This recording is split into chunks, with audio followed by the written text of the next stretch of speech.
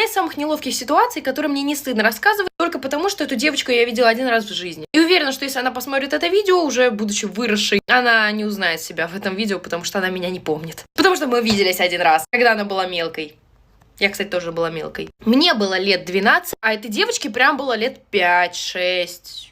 3. Я не знаю, как выглядят дети, в каком возрасте. И вот она такая маленькая пиписечка, мы на даче. Она такая маленький ангелочек, в платьице всегда ходит, такая в розовенькой. И она куда-то ушла. Все думали, что она играет